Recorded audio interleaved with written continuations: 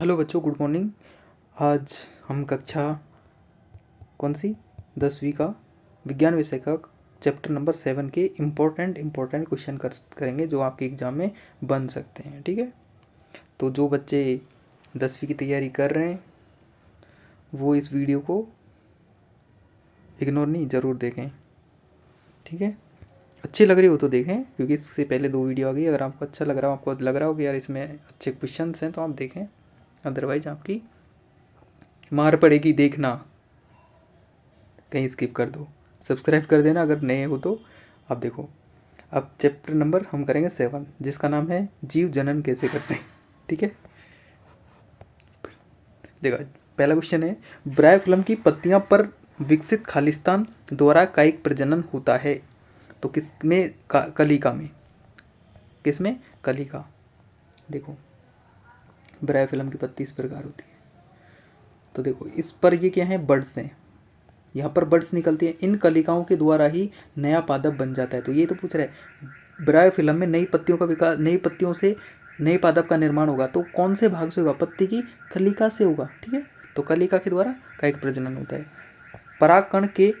परागकण पुष्प के खालिस्तान में बनते हैं। तो परागकण पुष्प के, देखो अब सुनो, हमारे यहाँ कैसे होता था, प्राचीन काल की बात है, ऐसा फूल था, आज भी ऐसे ही प्राचीन काल में घुसो।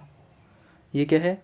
हरे कलर की पत्ती, ये कलर्ड, और ये है एंड्रोसियम, जो आपको दिखाई नहीं देगा। अरे अब तो दिख रहा होगा, फूल में नहीं दिखाई देगा। दिख जाए तो तुम्हारी किस्मत। दिख जाता है वैसे, किस्मत नहीं, तुम्हारी आँख।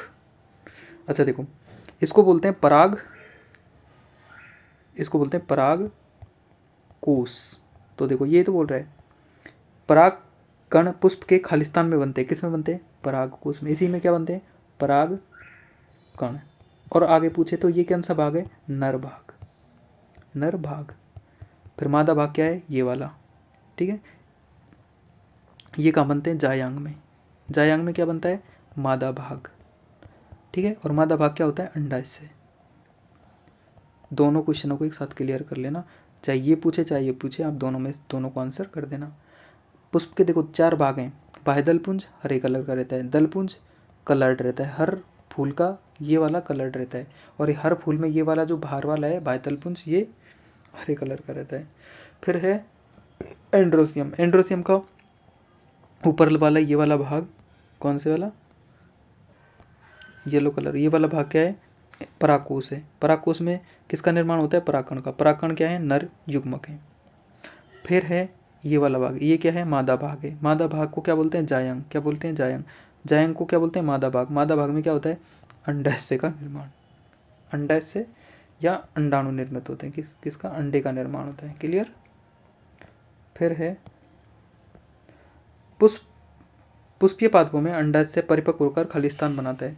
तो पुष्पीय पादपों में अंडा, देखो ये वाला भाग किस में बदल जाता है? फल में। तो किस में? फल में। तो क्या बनाता है? अंडाशय फल बना लेता है। ठीक है, और बीजांड, जो ये अंडे बने थे बीजांड, ये क्या बनाते हैं? बीज। क्या बनाते हैं? बीज। ठीक है, फिर है कायिक प्रजनन से उत्पन्न सभी पौधे आनुवांशिक रूप से कैसे रहते हैं? समान। आनुवांशिक रूप से जनक के समान होते हैं। जनक के समान, क्योंकि देखो कायिक प्रजनन में विभिन्नता तो आएंगी नहीं, और विभिन्नता ही नहीं आएंगी। देखो, ये मान लो क्रोमोसोम है, ये क्या है? क्रोमोसोम। हमारे यहाँ ऐसा ही क्रोमोसोम होता है। ठीक है, सल्टा लो, इसी को बना लो मतलब। तो देखो, अब इससे क्या होगा? दूसरा जीव बनेगा, दूसरे जीव की कॉपी होगी, तो क्या होगा? दूसरा क्रोमोसोम सेट बन जाएगा। अब बताओ, इस क्रोमोसोम के, ये तो पहले से यहाँ से आया, और ये इसकी फोटोकॉपी हो गई। अब इसके निर्माण में क्या दूसरा जीव लगा? क्या नहीं लगा। अब ये नहीं लगा तो इसके जैसा बनेगा कि नहीं बनेगा? हूबहू। इसलिए क्या होता है, ये पेरेंट है और इसी के समान ये बेटा पैदा हो गया। तो कायिक जनन में जो बाप और बेटे रहते हैं वो एक जैसे दिखाई देते हैं। ठीक है, तो तुम्हारी शक्ल अगर माँ बाप से मिले तो ये मत सोचना कायिक जनन हुआ है, वो लैंगिक जनन है। ठीक है, नहीं साला ये पौधा बाप है, पौधा है। ठीक, उस डाउट नहीं करना है। क्लियर? अब देखो,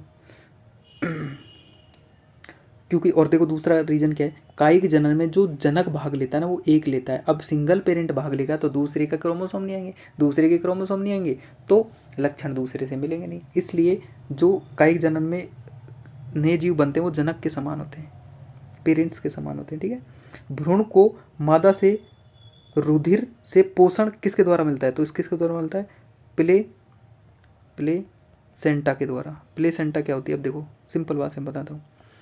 देखो आप देखोगे आपके आसपास बहुत, जैसे कोई नया बेबी जन्म लेता है तो आपने सुना होगा इसका नाल गाड़ने का प्रोग्राम तब होगा, इसकी नाल गड़ाई उस दिन होगी। तो जो नाल गड़ता है ना, नाल क्या है, वो प्लेसेंटा है जो क्या कर रहा था, माता से जो देखो बच्चा है अभी खाना तो खाएगा नहीं पेट में, अब खाना नहीं खाएगा तो जीवित कैसे रहेगा।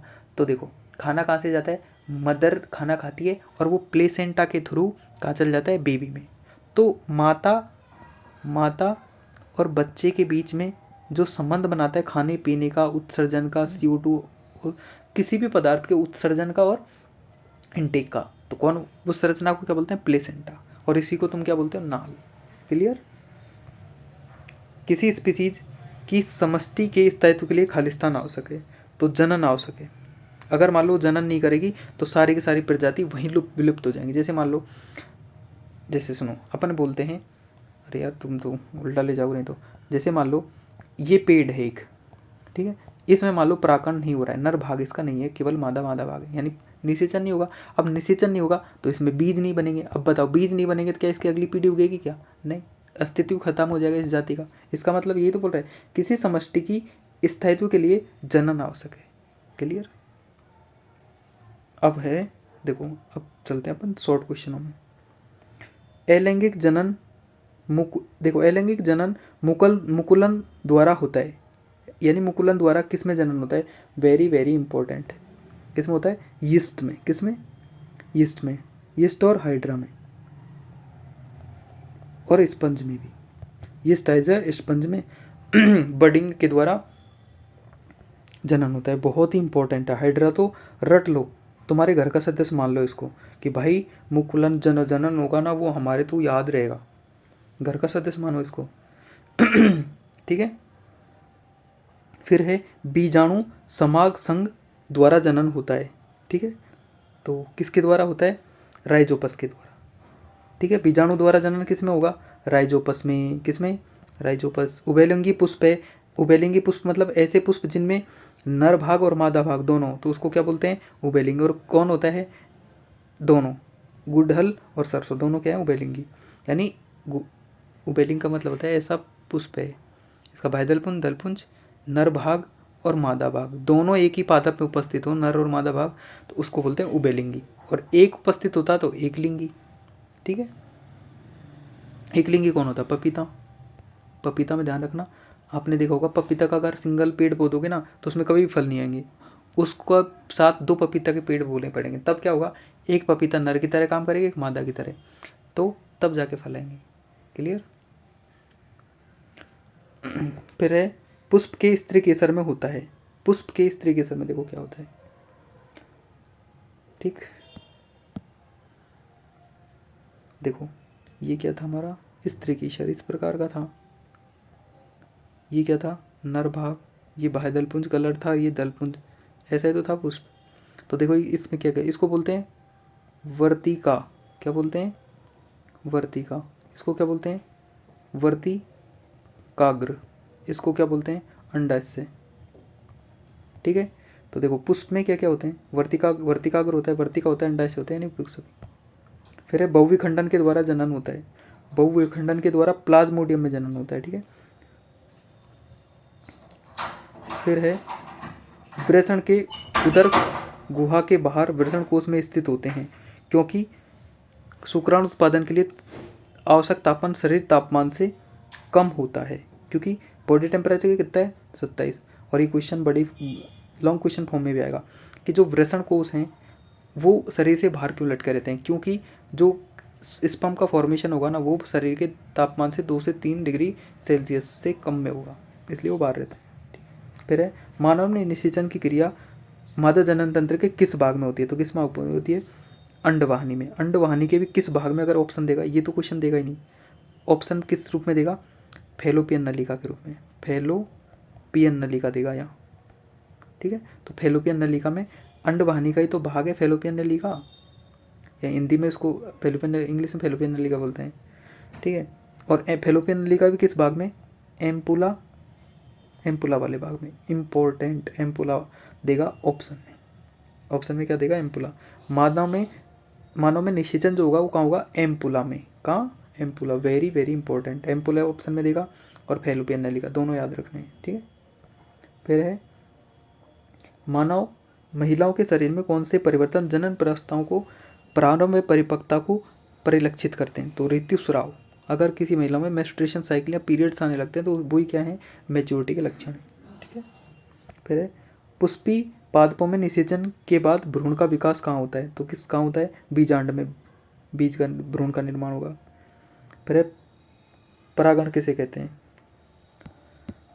देखो परागण क्या होता है, ये क्या है, पुष्प, ये क्या है, वर्तिका, हमारे यहाँ इस बार ऐसी होती है वर्तिका, सर्दी के कारण सुकड़ गई। देखो परागण क्या होता है, यहाँ पर क्या बने, पराग कण बना, और यहाँ क्या बना, वर्तिका। तो देखो पराग कणों का वर्तिकाग्र तक पहुँचना ही परागण कहलाता है।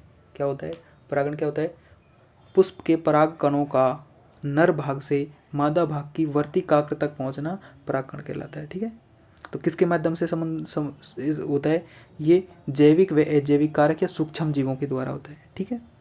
स्वयं परागण व पर परागण में अंतर क्या है, देखो स्वयं परागण मतलब अपना परागण है, स्वयं परागण क्या होता है, देखो अगर मान लो एक ही पुष्प है, उसका एक नर भाग उसी पुष्प की मादा वर्तिकाग्र पर गिर जाता है तो उसको बोलते हैं स्वयं परागण। पर परागण क्या होता है, एक पौधा ये है, एक पौधा ये है, इसका मान लो नर भाग इसकी मादा भाग पर गिर जाता है तो उसको बोलते हैं पर परागण। एक ही पादप के अंदर परागकण का वर्तिकाग्र तक पहुंचना स्वयं परागण, जबकि एक पुष्प का परागकण दूसरे पुष्प की वर्तिकाग्र पर पहुंचता है तो उसको बोलते हैं पर परागण। पुष्पीय पादपों में लैंगिक जनन के समय वर्तिकाग्र पर परागकणों का अंकुरण को समझाइए, मत करना, इंपॉर्टेंट नहीं है। मानव जनन तंत्र का नामांकित चित्र बनाइए, बना दोगे 1 नंबर का जरूर आएगा, चाहे मादा का चाहे नर का। देखो ये भी नर वाला मादा वाला भी है, इंपॉर्टेंट है, दोनों को रगेड़ के जाना। नर जनन तंत्र में शुक्राणुओं का निर्माण में परिपक्वन कहाँ होता है, तो कहाँ होता है, एपिडिडाइमिस में, एपिडिडाइमिस कहाँ होती है, वृषण में होती है। मुकुलन क्या है, हाइड्रा में मुकुलन कैसे होता है वो देख लेना। कैलस किसे कहते हैं, नहीं आएगा।